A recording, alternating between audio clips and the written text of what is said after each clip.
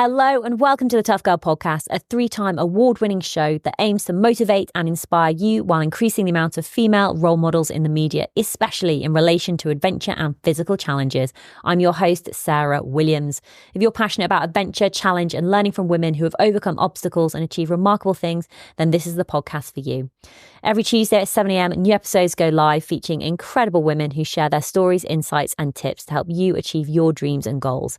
You can support the Tough Girl mission by signing up as a patron. Visit Patreon, patreon.com/Tough Girl Podcast. Keep listening until the very end as I share more information about what's going on with me with Tough Girl Challenges, give shout outs and recommend other Tough Girl Podcast episodes. More information can be found at toughgirlchallenges.com.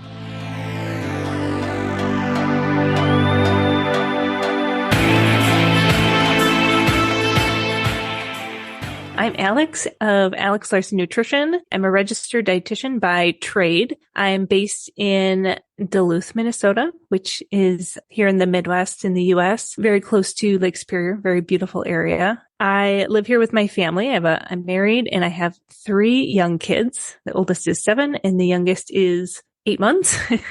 So I stay very busy in my home life. And then my time away from kids is focusing on my work, and that is really dedicated to supporting the endurance community, endurance athletes, and specifically helping them fuel and nourish their bodies for performance and also for a stronger, leaner body composition through a flexible eating style.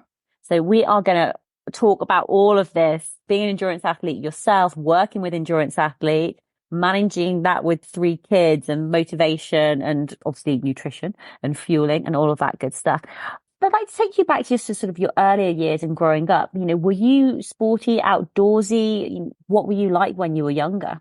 I was a very ambitious teenager. I really have a competitive spirit about me. And when I was a kid, my passion for life was all about horses and horseback riding and showing horses, which is a very big part of my childhood. I also did sports. I was very active in track and soccer, and I did a little bit of basketball in like middle school up until the early 6 a.m. Wednesday morning basketball practices. And then I was out at that point. I was like, I don't love basketball that much to get up that early. I'm more of a night owl than a morning person. But yeah, I loved running. I loved being active. I loved horse showing. And then when I got into college, riding horses was just so time consuming and so expensive that I transitioned out of that. And I was still very active. I learned really how to lap swim and do that in college. I had a foot injury. I broke my foot really badly. And so I couldn't do any running or much activity with a broken foot. So I started swimming. And then I got really into doing that a few times a week with a group of friends. And then when I graduated college, I was a very goal-oriented person. So I thought, I'm going to sign up for a race, something to work towards and keep me active and fit. And I found a local triathlon and I said, well, I like swimming. I can get myself a bike. I can run. At that point, my foot was healed. And so I signed up for this little local triathlon. I had no idea what I was getting into, and I doggy paddled the entire 3/4 mile swim. And if you've ever done a triathlon, you know that the swim is a very uncomfortable situation out on a lake with lots of other swimmers around you, very wavy, scary situation. And, once I got out of there and I did the bike and the run, and the energy and supportive nature of that event just got me hooked. It was incredible. And then fast forward a year later, I became a registered dietitian. I moved to a town in southeastern Minnesota that I knew no one in that town. Started this brand new job in my career. And fortunately, that town, it's called Winona, Minnesota. It was very active friendly. There's tons to do outdoors, lots of cycling, lots of run groups, 5Ks, and there is a local triathlon as well. And I said, well, I've done a triathlon before. I'll sign up for this one. I'm, trying to get out into the community of this new place that I'm living. Next thing I know, fast forward to 2014, I was doing Ironman Wisconsin. So it was interesting how, as my career started, I also found this new passion of endurance sports. I love some of the words that you used, that you were a very sort of ambitious teenager. You had a competitive spirit, very sort of goal orientated. Should that sort of continue into the sport as well? Yes. And I'm not like a superstar athlete by any means. I am like a really mediocre runner. I feel like I was always a pretty decent swimmer. Biking was, a skill that I continue to grow. Like for me, it wasn't necessarily about winning the race or being on the podium. It was just doing my best, like competing with myself of doing the same race year after year and seeing like if I could beat my time or challenging myself with a longer distance. So I went from a sprint triathlon to an Olympic distance to, I'm going to do a 70.3, but I'm not going to do the full. I'm just going to do the 70.3 because the full distance, that's crazy. Well, the moment I crossed the finish line of that 70.3, I said, I think I used a swear word, but I was like, screw it. I'm going to sign up for the full. And then so a year training for that race, I did Ironman Wisconsin in 2014. That was such a pivotal time for me to cross the finish line of that race because it's an all day race. It's exhausting, but yet so inspirational and fun because it's really just a celebration of the months and months of training that you put in for one day. And I remember the second half of that marathon, it really is like a bit of a war zone is how I describe it, because there's a lot going on with people struggling with GI issues, with cramping, with exhaustion and questioning their life's choices. And when I crossed that finish line, I just remember thinking, oh my goodness, if I didn't know what I was doing with my nutrition, I don't know if I would have made it through the race, because it really can make or break how you successfully complete the race. That was where I felt like, I think I want to somehow help my people, help other endurance athletes, help other triathletes have a really great race. Because the amount of time and money and training and sweat that you put into preparing for this one day, it really is awful if the one thing that takes you out is poor nutrition or poor hydration. That's where I just started to feel like that was my calling, to figure out a way to help this community. So what was the transition then? What did you study at college and why did you decide to become a registered dietitian? I grew up with parents that were in the health field. My mom was a nurse. They're both retired now. My mom was a nurse and my dad was a nurse anesthetist. So the medical jargon was a really common thing I heard at the dinner table most nights. I felt like I needed to go into healthcare, but I'm really terrible with blood and needles, to an embarrassing aspect to my parents. And so my mom was like, well, you need to find a career to support yourself. So she went on the hunt for different professions. And then she introduced me to the dietitian that works at the hospital. And I love food. Like I vividly remember very little of high school, but I do remember we have like a home ec, like family consumer science class where you do like some cooking, and I remember the teacher talking about nutrition, and I found it very fascinating. So it was it just felt very serendipitous for me to go into the area of food, because I love food. I love cooking. I love baking, all those aspects of nutrition. So my degree is in dietetics, is the technical term. I do also have a master's in what's called professional development, but basically in like counseling, in working with people in like human relations and some counseling there. So that background really helped to support my role in working one-on-one with athletes to help them, support their dreams. How I tell them, I'm like, you tell me how far you want to go and I will help you fuel for it. And so sports nutrition really, when I became a dietitian, wasn't even really on my radar. I thought it was interesting and fascinating, but it wasn't an area where I felt like I was going to actually work in. But then once I really got into triathlons, I figured out a way like, hey, how can I make this work to be my career? And so I started Alex Larson Nutrition in 2018 and went full time in my business in 2021. So, and now I have a team. I have 2 other dietitians that work on my team, Hannah and Mary, and we just think this is the greatest job in the world. It's so much fun for us to work with these incredible people, not just as athletes, but just in general humans. They're just so kind and so amazing.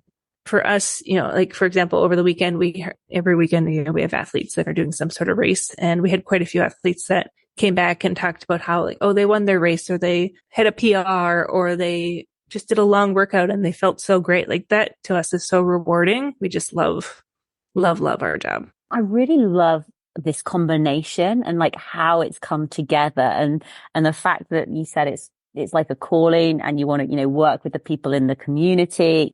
And I also really appreciate, and I think other people who've done endurance events before. It's like the fact that you have gone out and done an Ironman, so when people are talking to you about, oh, well, I'm running for like 4.5, 5 hours, or I'm cycling for how many times, you've been there, you've done that, you understand on a deeper level, like the exhaustion and the pain and the mental fatigue and everything else. And actually the fact that people don't want to be dealing with, like you said, GI issues and cramps. And I also loved how you said it's like the day of like an Ironman, it's like a celebration of the training.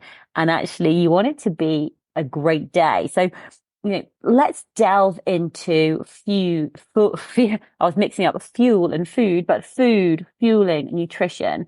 I suppose initially, and it sounds like such a wishy-washy question, but I actually think it's quite powerful. But like, what is, I suppose, your personal or your food philosophy? Like, what is the message that you're putting out?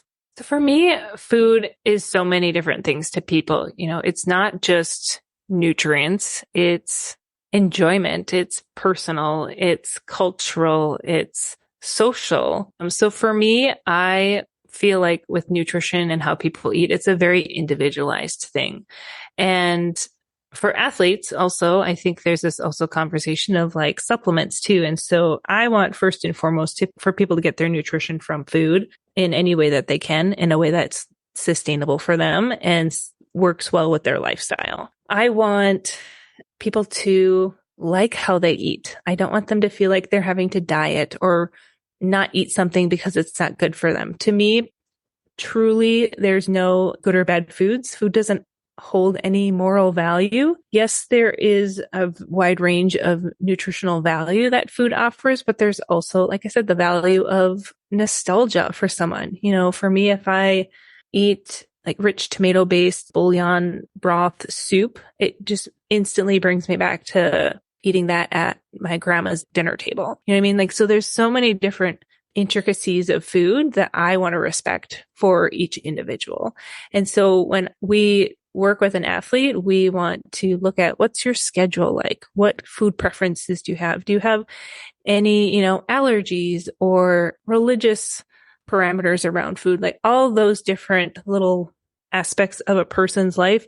We want to personalize our recommendations to them and help find the right eating style for them that will help not only support their athlete goals, but also, maybe they have body composition goals and it's something that they feel like they can enjoy and they can do long term. A big issue maybe specifically, I suppose, for women endurance athletes is sometimes, not all women, obviously, is that women are trying to gain a certain aesthetic sometimes. And they can be under fueling, like to maintain body weight or their body composition, etc. But actually they do need to eat more because they are doing these these big runs and cycles and swims and are really using their body. I suppose sort of women specific, like around like under fueling or how encouraging women to eat enough to fuel their bodies, like that. It's almost like such a difficult, or I think it's quite difficult. I don't know. What are your thoughts on that? Do you understand what I'm trying to get at?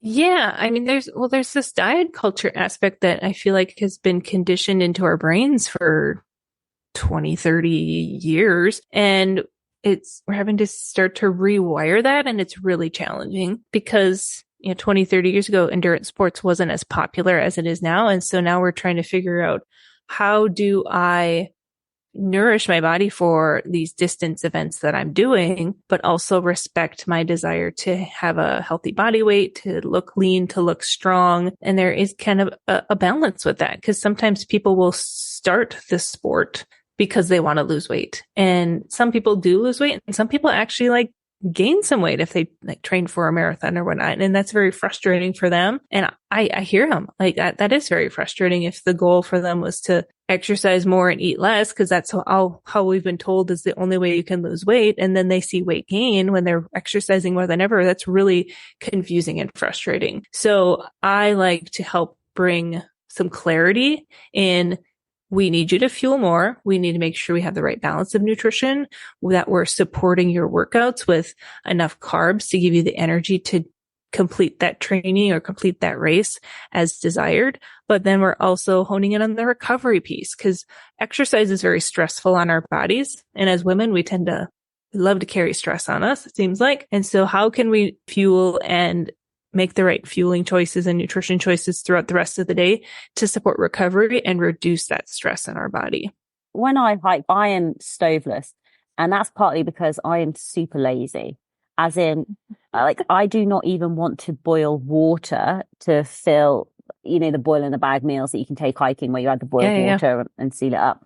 Sometimes that is even too much effort for me. I just want to open a bag of crisps up, a chocolate bar, or, a flapjack or whatever it is, just to eat.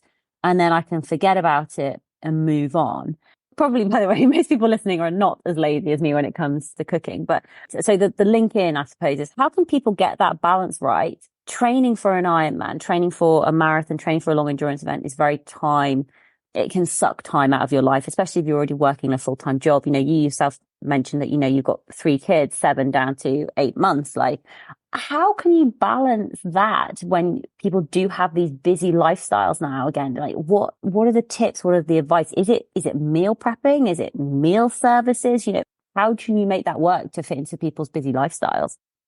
Yeah, everyone's a little different. For me personally, I take advantage of some of the more healthier convenience food items. Like here in the States, we have, those bagged salad kits, or there's like rice that you can microwave in a bag, or you take a sweet potato and stab it with a fork a whole bunch and microwave that for a few minutes. And just finding those little things that you can do to save yourself time, I think is really important. Or right now, my go-to is rotisserie chickens from Costco. I buy one every week and I pull the meat off there and I use it in different recipes, or I just might snack on it with, some crackers to get like more protein in my day. And so those little hacks here and there can be just a game changer for getting in the nutrition that you need each day, based on your goals.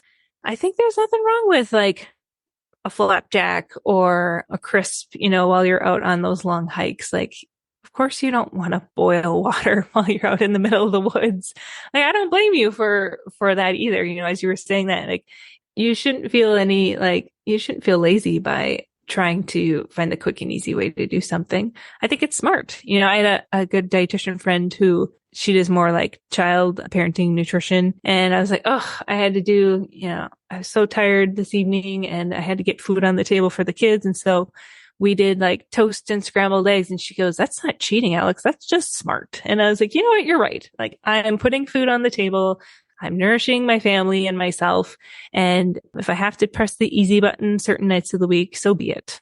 And actually, that's one of my favorite meals, because I've just finished a Camino, and sometimes the kitchens aren't fully stocked kitchens, and they only have like a microwave available, and you can microwave scrambled eggs. You can. I microwaved an egg for my 7-year-old this morning for breakfast. Like, it takes less than a minute and I can get some nice protein on the table for him, because he needs the calories, he needs the protein. And so, when I'm feeding 2 other kids on top of it, I'm like, we're going to just microwave an egg, and it's great. Like, you have to use what you have available. When I have athletes that are traveling and like, oh, I can't eat as well as I usually do at home. I'm like, of course not, but we are going to make the best of the situation that you're in. You're going to feel good about that and you're going to move on. Let's talk about, like, I suppose the specific like race nutrition. And obviously, like we've said, nutrition is very individual. So maybe if we can link it into, some of the Ironman events that you've done. And in terms of what have you found that's worked really well for you before, during, and then after, in terms of that nutrition, fueling, and recovery? Yeah. So before events, for me personally, before a race, and it's been a couple of years since I've done a race, but still happens to this day, those pre-race nerves always get to me, and they just like take my appetite out. Like, food does not sound good the morning of a race because I'm just anxious and nervous about, what's to come. So sometimes I'll force food down, whether it's like oatmeal or bagel, or my favorite is pancakes, and pancakes are up like flapjacks before, like, especially like a long Saturday run. I usually will do something like that because I can tolerate that pretty well. I'm looking for something that's high carb, usually lower in fat, lower in fiber, A little bit of protein's okay, depending on how, much time you have between when you eat and when you start your race. But really the high carbs is what you're looking for. You're looking to supply our muscles with some of that glycogen. That's where our body will convert carbs into glycogen and store it in our muscles and our liver and use as energy during exercise. And just getting that fresh carb source in our body really helps fuel us for that race. If you're someone that doesn't want to eat solid foods, even doing like a sports drink or a gel or any sort of like liquid based carb sources, like a smoothie, would be a great option because that's going to get digested, absorbed really quickly. It's not going to sit in your stomach for long. It's also going to hydrate you as well, because that's another thing. You want to make sure that you're preloading with some hydration, maybe with some electrolytes, especially if your race is going to be hot and or humid. Really doing your homework in advance, before you start, you toe the line, can really just set you up for success during the race. And then if your race is going to be, I would say, longer than 75 minutes, you're going to want to have some sort of fueling plan. You'll no matter the distance, you're going to want to take in some fluids and stay hydrated. But anything over, I'd say 75 minutes, you're looking at needing some carbs. And even for me, if I've done a sprint triathlon, I will try and add a little bit of carbs to my water bottle on the bike, because it's not going to hurt. It's definitely just going to help make sure that I have really good, solid, strong energy all the way to the finish line. But the longer your race is, the more you're going to want to fuel. So anywhere from that, like up to, I would say 2 hours, 30 to 60 grams of carbohydrate an hour is the typical rate that we recommend. Not to say that you can't do more. Then once you get into that over 2 hours, 2.5 hours, we're looking at 60 to 90 plus grams of carbohydrate an hour. That's a lot. If you're hearing that and you're going, oh my gosh, I'm not eating anywhere near that, how could I possibly fuel that much? It takes some time to gradually, train your body, train your gut. Our gut is very adaptable to be able to consume fuel and break it down, absorb it, and use it as energy. That's something, it takes some practice for people, but it is a game changer. It makes people feel so much stronger in the last 10K of a marathon, in those, last half an hour of a long distance bike race or a hike, whatever it is that you're doing. That energy really does come in clutch. So you don't have that dreaded like hitting of a wall at any point during your race. You're feeling really good consistently throughout. And that's by getting yourself a really good fueling schedule and sticking to it. I have this mantra for endurance athletes. I'm like, you eat before you're hungry, you drink before you're thirsty. The moment you start feeling thirsty, the moment you start feeling hungry, you're already behind on your nutrition. And it's really hard with those distance races to get caught back up. And then you're leaving kind of athletic potential out on the race course at the same time too. Two of the issues that you mentioned that can happen during a race are GI issues. And I know people who that's just like, stop them in their tracks, and it's the worst. It's not very pleasant.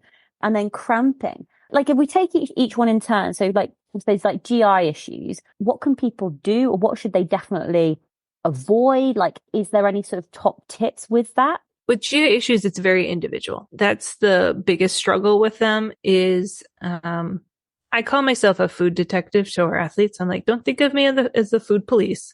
I'm not here to like slap your hand if you eat make the wrong choice. I'm here as a food detective. So if someone comes in and says that I have GI issues, I'll give you an example. I have a triathlete right now. She always finds somewhere about halfway through the run of her triathlons, she does more of like a 70.3 distance. She goes, I always end up having to stop at the bathroom. And so for her, we're looking at hydration. We're kind of calculating, doing some sweat testing, figuring out how much fluid she's losing on average per hour through her sweat, figuring out sodium losses. She's not really a huge salty sweater from what she's reporting, so I'm not too worried about electrolytes there. But again, can play a factor in cramping, can play a factor in if you get too dehydrated, it can really wreak havoc on your gut and can cause some GI issues. So those are like the main two things. But then what we found with her was a lot of the fuel she was using Humagels and some Spring Energy, and those have some fiber in them. And cumulatively over the race, she was actually consuming quite a bit of fiber. And what fiber does is it's basically bulk, like fecal bulk in our gut. And so it might have just at the point of like with all of the exercise she's doing, her digestive system is just moving along fairly quickly because it's trying to digest and absorb that energy to use as fuel, but it's also moving that fiber along. And she probably just needed to have a bowel movement by the time she got to the run.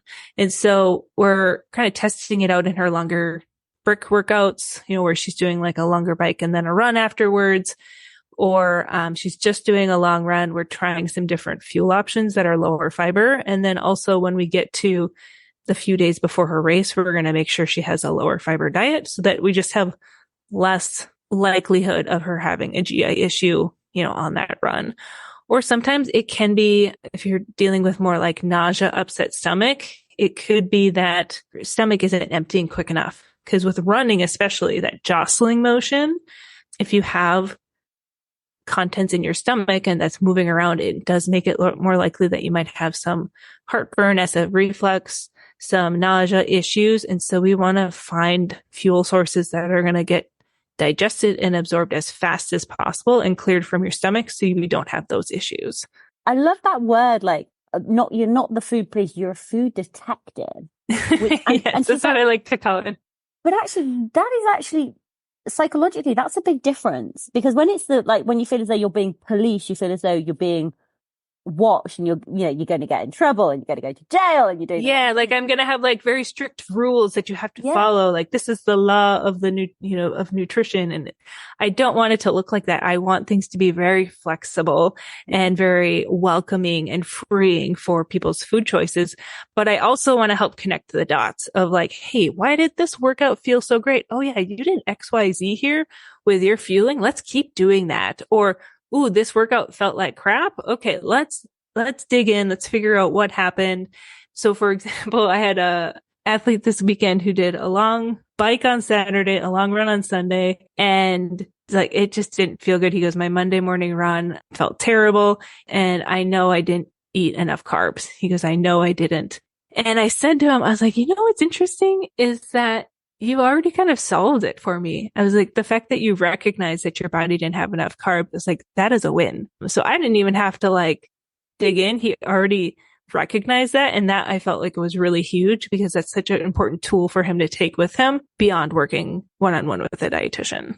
And actually just figuring that out for individual people, it must be so like that feeling of like accomplishment where to really help people achieve their goals. It's like I love puzzles. I love puzzles. So, I'm just like, oh, let's figure out what the culprit is. And usually there's something that went on, whether it's they didn't hydrate enough or they were low on sodium or they didn't get enough carbs, or maybe we do need to practice a carb load before these big, long training blocks. There's always something that might be going on. And I like to kind of figure out what that is. So we've talked through sort of GI issues. And then the other thing that can happen to people, and actually I had it last night randomly, was like cramping, which now I always assume, I don't know if it's right or wrong, is to do with either a lack of magnesium or something. So I try and supplement with magnesium, especially at nighttime. But cramping during a race, is that to do with salts, magnesium? What advice and tips do you have around cramping?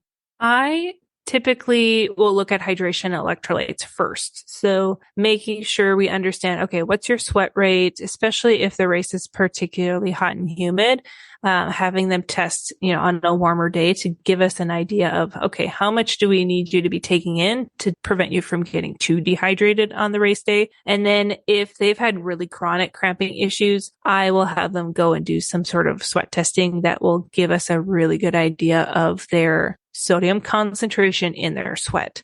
So for example, let's say they lose a liter of sweat an hour and their sodium concentration in their sweat is about, let's say for easy math, like 1,000 milligrams of sodium per liter. So that gives us an idea of like, okay, if you take in 3/4 of a liter of fluid an hour, we're going to make sure that your bottles are concentrated with sodium similar to what your sweat loss is, and keeping that hydration strategy throughout the race. And I have them practice that in training over and over and over so that it is like second nature for them to finish their fluids on time to keep their hydration and electrolytes really well.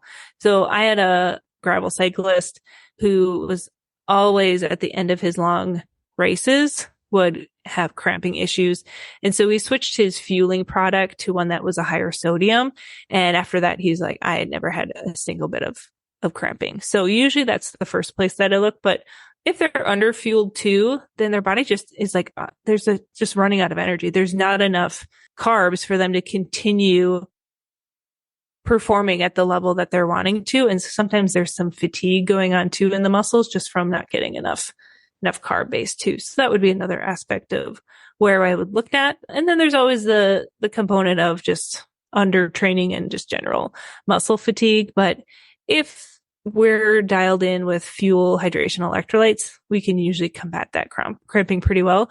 But if you're someone that's cramping like in the evening or overnight, you can look at using like a magnesium supplement, but also I would look at making sure people are just well hydrated and staying well fueled throughout the day too. Because that recovery piece of things too, making sure that our muscles are getting the optimal nutrition to recover as efficiently and as effectively as possible can really help with that muscle soreness and muscle cramping.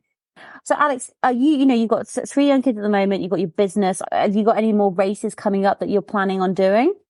I don't right now. I really wanted to do Grandma's Half Marathon here in Duluth in June, but back in February, I was just feeling so overwhelmed with life. And I was like, I have to take something off of my shoulders. And so I took Grandma's half off of the table and I immensely felt better right away. Plus then about a couple weeks after I made that decision, I rolled my ankle so terrible where I actually like chipped a bone in my foot. And so I was like, well, that definitely put the nail in the coffin there on the race. I feel like right now between working full time, taking care of 3 kids and breastfeeding, I just don't have like the mental and physical energy to do any consistent exercise. So I'm kind of waiting until the fall once I'm done breastfeeding to get back started up. So I'll probably do something in early 2025 and try and do a couple run races. Then I won't probably do triathlon again for a few years because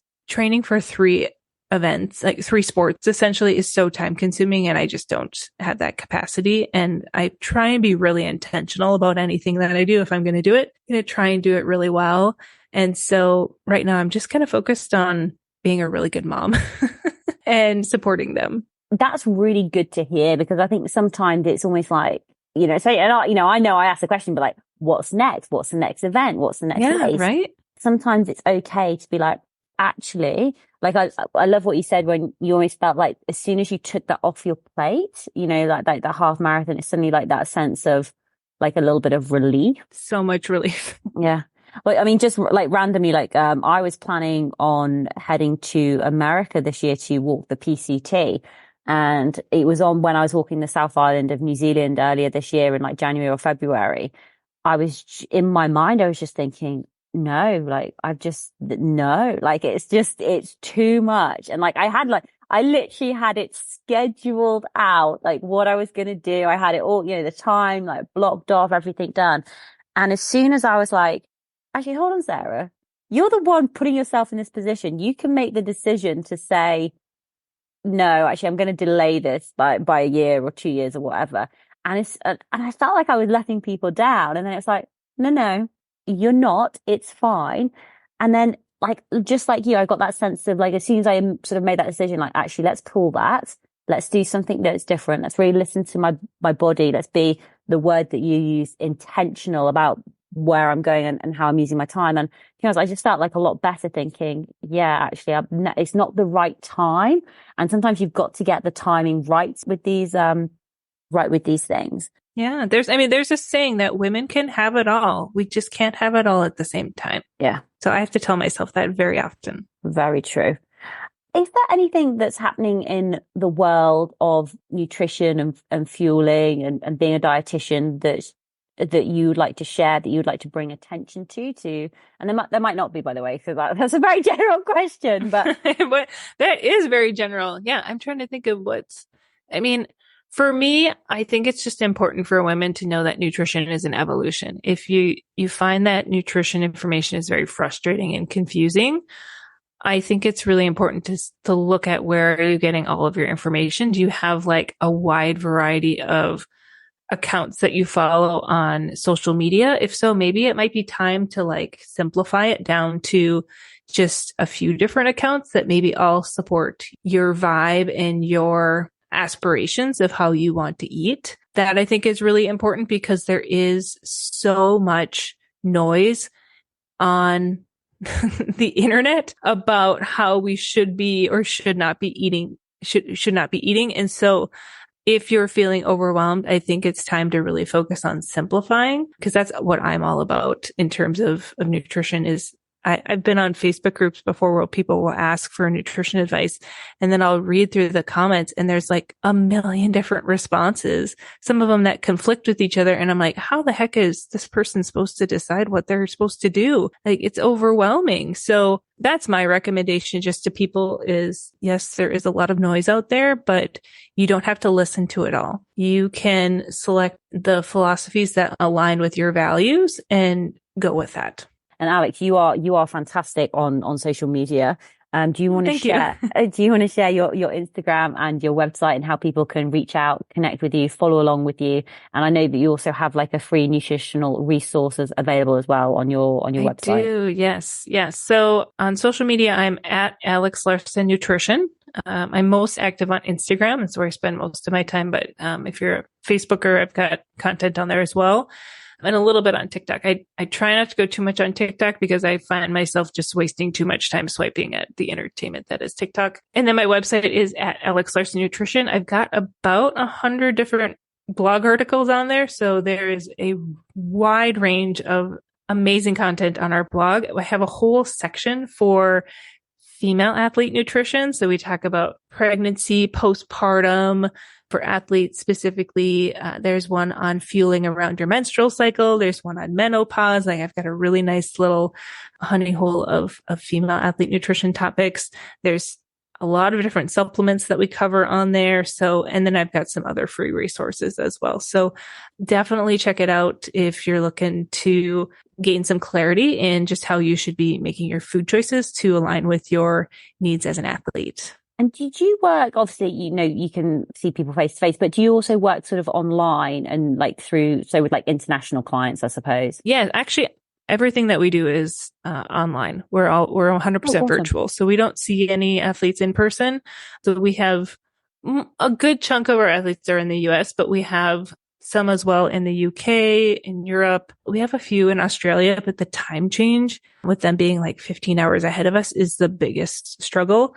I had one athlete in Singapore. Anytime I met with them on a Zoom call, one of us was always in our pajamas just because of the 12-hour difference there. So we do see athletes internationally as well. Most of them are in the US just because that's where I'm based. Alex, thanks so much for coming on Tough Girl Podcast. It's been amazing to speak to you. And I'd love for you to have the final words. And you've already, to be honest, I feel almost guilty asking you this question because you've shared like so much like amazing content. And even what you just said before about, simplifying and nutrition is an evolution, like incredible. But are there any final words of advice, any final words of wisdom that, that you've learned from doing your triathlons and fueling and, all of your knowledge of being a dietitian? Final words of advice for other women out there who want to really sort of dial this in and figure this out for themselves, become their own sort of personal detective. But what advice would you like to share for the women listening?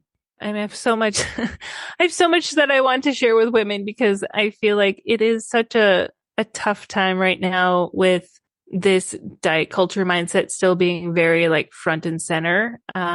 Do you think it's improved? I do feel like it's improved. I feel like there's a lot more awareness around it, but I still feel like because we've been conditioned like from childhood that it's a tough rewiring to crack in our brain. But then we also have this like self-love trend right now where it's like love your body at every size, which I do really love. But at the same time, like for me personally, like I'm 8 months postpartum. I'm like on my own little body composition weight loss journey, like to get back to a certain level of fitness and a certain like body size that I feel comfortable in. But then I'm like, oh, is it okay for me to even say that I want to lose weight? Like there's this like weird pull, in that. And I want people to know that it's okay if you want to lose weight. I think we just need to make sure that we go about it and doing it in the healthiest way possible, a way that preserves our relationship with food, that preserves our relationship with our body, and that we're not having this like epic, like roller coaster of restricting and then starving ourselves, but then like suffering in our workouts and energy levels. Like, I think we have to find a balance between the two. And I want that message to be for people. It's okay to want to lose weight. Let's make sure we just do it in the best, healthiest way possible. Absolutely. Alex, honestly, thank you so much for sharing so many pearls of wisdom. It's been amazing to speak to you. I really love your like food philosophy and how you talked about nutrition. I find it really, really refreshing and fascinating and interesting. We could have talked for so much longer. But thank you again for coming on Tough Girl Podcast. Just incredible to speak to you. Well, thank you, Sarah.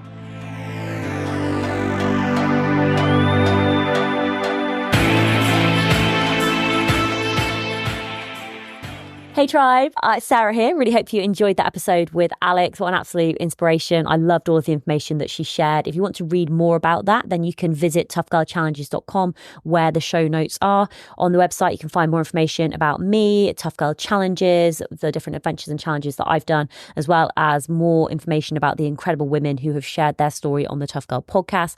The Tough Girl Podcast has been going now since 2015, so we are coming up to its 9th year, which will be the 4th of August, when 4 episodes are going to be released. So if you haven't already, please do go check out the website. And if you have a particular interest, of whether that is Ironman, triathletes, mountaineering, climbing, running, through hiking, swimming, etc., there is a resources section on the Tough Girl website where there is more information divided up on those types of challenge. So if you are particularly interested in one challenge, you can find sometimes about 20, 30, sometimes more episodes on those subjects. So you can binge listen to those episodes. I would love for you to tell one person about the Tough Girl Podcast. That is how the message gets out there.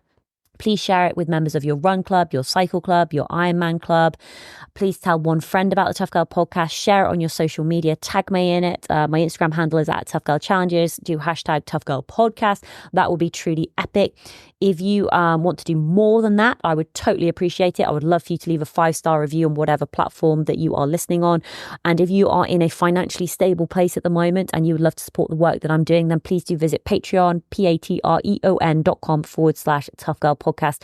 And you can find out more information about how to support the work that I do, to support the mission, which is to increase the amount of female role models in the media, especially in relation to adventure and physical challenges. There are now over 700 episodes for you to listen to. And that is because of you, the amazing patrons and supporters, listening, spreading the work and financially supporting. It really does make a massive difference. We have a new episode coming out next week, next Tuesday, the 30th of July. We are going to be doing it's a Tough Girl Podcast Extra. So when it says Tough Girl Podcast Extra, all that means is that we have spoken to the guest previously. So Emma Kingston has previously shared her story on the Tough Girl Podcast, but we are catching back up with her. But let me tell you a little bit more about Emma. So Emma Kingston is an outdoor adventurer, author, teacher, and self-confessed map geek who resides in Bristol, the UK's first designated cycling city. With over 20 years of experience riding, walking, swimming, and camping in the Southwest, Emma's intimate knowledge of the area is enviable. Specialising in mountain biking, she has travelled extensively across the UK and Europe in search of the perfect single track. Emma's passion for bike packing emerged from her love for extended bike rides and exploring off-route locations. This enthusiasm culminated in the release of her first book, Bike Packing England, in the summer of 2021. This book features 20 multi-day off-road cycling adventures, demonstrating that memorable adventures are often closer to home than we think. Following the success of her first book, Emma has recently published Bike Packing Wales, 18 multi-day off-road cycling adventures, further showcasing her expertise and passion for exploring new trails. Balancing her career as a full-time primary school teacher, Emma meticulously plans and prepares each route she includes in her books. Her dedication ensures readers and cyclists experience the best possible adventures. Despite facing challenges such as recovering from a bike accident, Emma remains committed to her adventures, often connecting and riding with others to rebuild her confidence. She enjoys riding her full suspension Santa Cruz Juliana mountain bike and dreams of adding a gravel bike to her collection. Listen to this episode of the Tough Girl Podcast for an engaging and inspiring conversation with Emma Kingston, where we'll uncover the secrets of bike packing, the joy of discovering adventure in unexpected places, and the transformative power of embracing the outdoors. Please make sure you hit that subscribe button. All that's left for me to say is, wherever you are, whatever you are doing, give it your all, give it 110%, get after it, go for it, believe in yourself because I believe in you. Take care, lots of love, and I'll speak to you soon. Bye.